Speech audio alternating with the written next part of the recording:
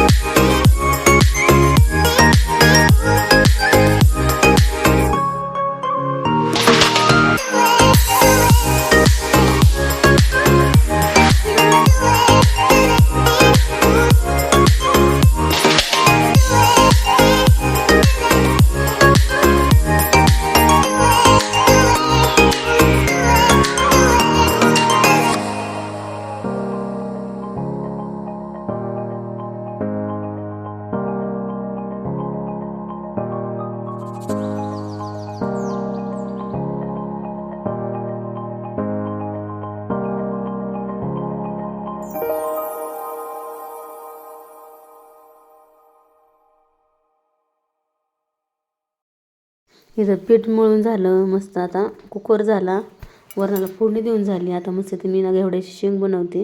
सुकीच बनवायची आहे आपल्याला घेवड्याची शेंग, स्वामींना आवडते घेवड्याची शेंग। थोडं शेंगाचं कूट टाकायचं, छान परतून घ्यायचं, थोडंसं पाणी टाकायचं आणि झाकण ठेवायचं, म्हणजे ना छान वाफून निघते शेंग आपली। तर बघू शकता आता थोडंसं मी पाणी टाकले। आता थोडं वाफून घेऊ 5-10 मिनटं, तोपर्यंत आपण इकडे चपात्या करायला घेऊ।